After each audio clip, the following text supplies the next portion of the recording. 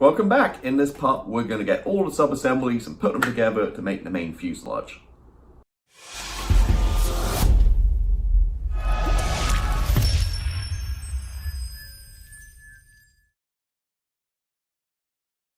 Hey, welcome back to another part of this fantastic Growler build. So I'm really enjoying this one, but hopefully I still enjoy it at the end of this episode, because this is a big one. This is where we're going to put it all together and see exactly how it fits. So I know a lot of people are very interested. A lot of people complain about fit issues. Not really seen any yet. There's been a few little issues here and there, which is just basic modeling, some plastic card and stuff we managed to fix, no problem at all. But this is where all the magic happens. So start up here, we're going to get the upper fuselage, we're going to put the cockpit tub in, and then this panel goes below it. Now you've got to add these two, which I've done already. So I've also inserted cockpit 2, just because I put it in, it clicked perfectly, so I quickly glued it while I had it in place, because I don't want to kind of lose that perfect position. So let me kind of show you where I'm at. So here's a big beast right here. So the cockpit tub we worked on, glued in. Before I did that, I sprayed Mr. Surfacer 1500 black, which love the tone of it. So sprayed it, the whole area black, and then grey on the inside to match the cockpit, dark gold grey. So then you basically just put the cockpit in from the inside, a couple of dots of super glue each side and some kicker, and it immediately stuck it, no problem at all, so it's in place. And yeah, the instrument panel's in. Not got the rear instrument panel on yet. We don't need plenty of room to work with. We don't need to worry about that right this second. So now we're going to basically bring this guy up, and this fits under here. And I did a lot of dry fitting. This side fits okay. This side's a little, I don't know, can't quite, just getting it lined up, I guess, and some fettling and stuff.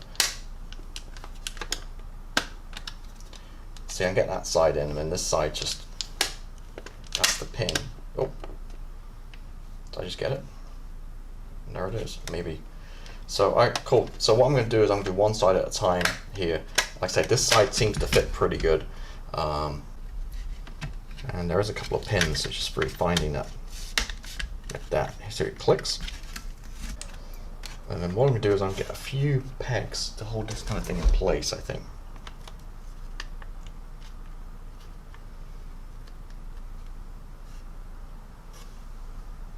Sorry, it's pretty this is off camera.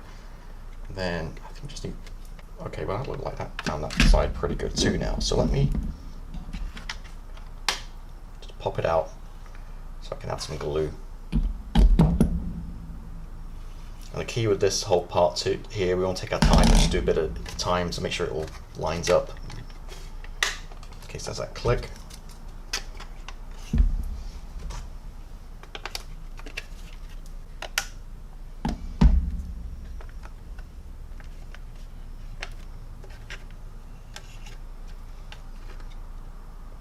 Okay, we're still looking good. So I'm going to let this dry for a little bit, then I'm going to come with some extra thin down the seam here and then push it in and get that kind of gap closed up. Alright, so next page instructions, this is where it all goes together. You got the upper fuselage, lower fuselage, the two wings, and the front section. It just says, okay, throw it all together. So okay, which order do we do it? Okay, so looking through this and figuring out how we're going to do it, how I've done it is, I'll show you in a minute, I put the front section onto the top, then added the two wings, and now we'll do the lower section. I don't know if it's the correct way of doing it, but I'll kind of show you where I'm at and how I did it. So here she is, the big bird. Let me zoom right out here. It's massive, isn't it? So did that front section. It seemed to fit pretty good. Here's a bit of a gap. I had to really hold it in. So what I did is I added a little super glue, as you can see, and with kicker, hit it with kicker so it immediately went off, so it could hold it in place, like tack weld it basically. And also you need to send that back and stuff. It's not a big problem at all. Just send that back and we should be good to go. The wings, I tried putting the bottom section on and then trying to figure out how it all goes, and it seems like it wouldn't go with the bottom section, so you couldn't like add the wings afterwards. So I glued the wings in, and again a little super glue in the back here, and just tacked it in to hold it in place. The important thing is a little fettling. You have to kind of move it up and down to get it fettled, to get it kind of level with the top here. A little bit of a gap, but that's not a problem at all. We'll fill that. So that's where we're at. We've got all of it almost together. Now the main part is getting this back piece in. I did dry fit it. I'm gonna have a little problem at the front here, possibly. But my main concern is back here, get this bit square and glued in properly. So I'm gonna work on that right now. Again, we've got a little bit of a gap there. That's not a problem at all. We'll fill all that stuff. But I want to get this on, hopefully. And once that section's on, we can leave it overnight to dry and harden up, and then go from there. But it's certainly taking shape, right? Alright, so I've made a start on this. So you can see it's not that great. We've got some, you see, we've got a bit of a gap that just needs to be forced down. We can get this into place. So I started with back, which I'm more concerned about back here. So I've done that little area, this kind of zigzag across here, and same way. So basically what I did was I glued it with my cement, but also I tack welded it just to keep it in place, because it needs some kind of bending and stuff with the plastic just to get it into shape. So just a little bit of super glue, just a little dot, and what I do is I put it in place away from any kind of surface detail right there. So when I come back to sand it back, it's not going to, a bunch of rescribing and stuff. And then I got my kicker, which is basically accelerator. So if you've not heard of kicker, basically what it does is it makes the super glue go hard immediately and go off. Now it's a spray, but never ever spray this stuff. It goes everywhere, so it makes a huge mess. I just open it and literally just tap it with the end of the straw thing here, and that's all you need to do. Just a tiny little dot, attach it, and then this super glue hardens and holds it into place and helps the glue I laid kind of set. Otherwise it will keep coming apart. So this side's done. Take these clamps off and hopefully it's stuck. Again, I've left it for like a good 20-30 minutes, and that's looking pretty good. Now I'm going to do this side back here, and then finally we're going to work on getting this thing kind of knocked into shape and bent and stuff, and we should be okay. We'll get this thing done and should be good to go with that giant jet right here. Alright, so did the other side of the back here, same thing, tack it with some super glue, but used extra thin and cement. Take these clamps off and we should be good.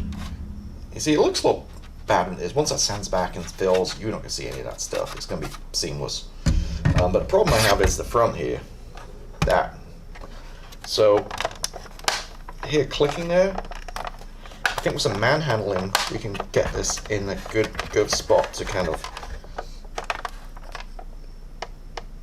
almost get rid of that. So, same thing, I'll come back with some. See a lot of clicking going on there. I'm not sure what the clicking is. Let me see, check the other side. Yeah, we're still good on there. Okay, same deal. I'm going to have to come back with some cement, just some rigidity. Then I'm going to come back, spot weld it with some super glue. And again, I'm bending it. You just have to manhandle this. This is the whole reason why with these kits, you don't want to put like all the aerials on or the instrument panels and stuff, because you're going to break it all off. So you want a big lump, get it all glued together, then we handle the sounding, getting it all taken care of, and then go from there. But I think we should be able to get this in pretty good shape. See, if I just bend that and my fingers hold it in place, that's just a very small seam, and that's going to be easily rectified right there. See that? Alright, so let me work on this one, and then again, each step I'm taking about, well, that's popping, see that's coming apart now back here? But each step I'm leaving about 20-30 minutes for this thing to dry before I move on to the next one, just taking my time. We're definitely, now let's pop apart. We'll get the front done, we'll go back to this side and get this kind of put back together again. Alright, we got it together. So you see a lot of super glue around here and a lot of kicker. Don't worry, we'll sand right back and it'll be smooth, you're not going to see any of it. So it actually doesn't look too bad. So people are saying how unbuildable this is. I mean, we're not finished yet, but not bad at all. I mean, just a little bit, just that super glue, just to, without the super glue and the kicker, I don't think I would have done it to get all in place. That you'd have to hold it with your hand for like half an hour for the glue to go off, and that wouldn't work. So super glue and a kicker, spot welding it was a way to go. This side looks really nice. This side where it popped open, I couldn't quite get it perfectly flush again. But again, I'm more super glue, and I just fill that in. The stabilizer's going to be there, it'll be sanded back. You're not going to see it. Extra mil there, it's going to be fine. No problem at all.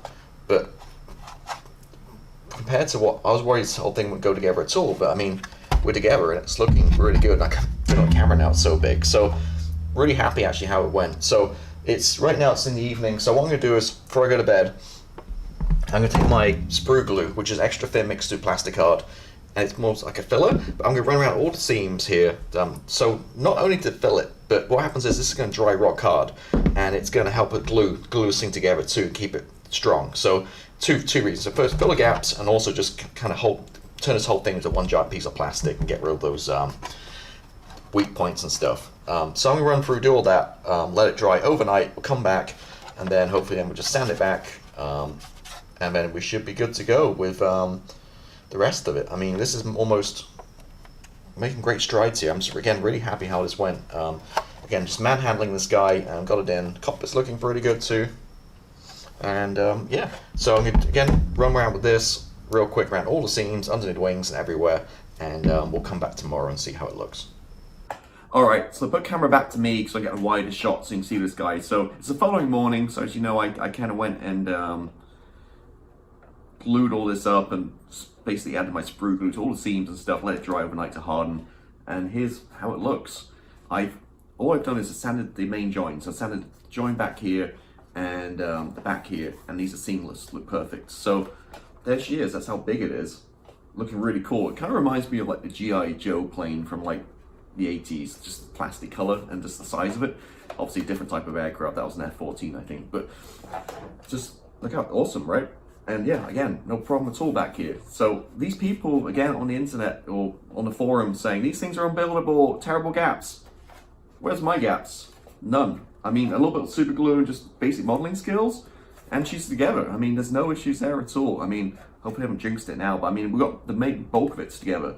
And again, just don't read what people are saying. I mean, some people, I think, just don't maybe have different skill sets to others, and they claim kits are unbuildable and stuff, but you can see here, you see the evidence for these parts. But this went together beautifully, and no problem at all. It's not a Tamiya kit, but just again, just some basic, you know, filling and sanding and stuff, and we got it together, no problem at all. So what I did was a 3-step thing. Firstly, when I do sand these guys, like heavy sanding, I go to the kitchen sink and I run the water and I wet sand, because I don't want sand and dust all over my workbench. I've done that for a few months now and it works great. So it sands better too. So I took my coarse sanding stick, which is the roughest, and first and just hacked at it to get all that super glue off it and just get it smooth, like hack the plastic away. So under the sink with water running, just sanding it back, getting rid of all the kind of, most of the kind of extra kind of, you know, make it smooth basically. Then you're left with tons of scratches. So what I did then is come back with sanding, like a sponge, a polishing sponge. Actually it's like a smaller, like actually a sanding sponge this is. And then I just sand it away in the same area to get rid of some of the heavy scratches. And then finally come back with a polisher and just polish the plastic to get rid of those, again, make a smooth finish, get rid of those plastic, get rid of those scratches. So 3 steps. Again, kitchen sink, so much better. It's water running, there's no mess, no dust around my workbench and that kind of stuff. That's exactly what I do. So I've done the, say all the main seams, I've done the front end to here. All I've got left now to do is just more of the detail, like wings, down the side, some of the seams, some other little areas. It's more of a detail kind of work. So probably like another half an hour's work, just get that kind of clean. And then we should be in good shape. But yeah, really happy how it's gone together. It's kind of heavy too with the nose weight, but yeah, look how cool it is. That's why I love 30-second scale kits. I know they're big, I know they're expensive, I know they're hard to store, but where else are you gonna get, like, I mean, just when you look at it, it's just so impressive on the desk or a table or a shelf or whatever, just, or on the wall even, you can mount them on a wall. They just look really cool, especially when this thing gets painted and weathered as well. So okay, so I just switch back to the big camera so you can actually see in shot, because my camera behind me, this thing's getting so big, it's a little bit hard to kind of fit the whole thing in shot. So, all right, so let me get back to sanding and we'll see where we are. All right, back, did some more sanding and looking really good. What I've done is I hit all the seams with some of my primer, my Mist Surface at 1500 black, just so you can see again how they all look. And it looks really, really good. Now, I'm a little bit perfectionist, so still a little bit more work I just want to do, just get these things absolutely perfect. So a little bit more filler and sanding, but I think we're pretty much there. So that's how she looks. What I'm going to do before next week, I'm going to mask the canopy, get the canopy on so we can start painting this. Now there is a seam line down the middle. I've done it millions of times before how I did it. I'm not going to show it on the video. I'm just going to head and take the seam out and get the canopy put on. And then we can come back next week and we're ready for priming and painting, which is the exciting part. I can't wait. It's going to take a lot of paint, a lot of primer. I think you maybe need to order some more light ghost gray. What do you think? Cool. All right, so thank you for watching as always, and I'll be back next time. Have a great week. Bye.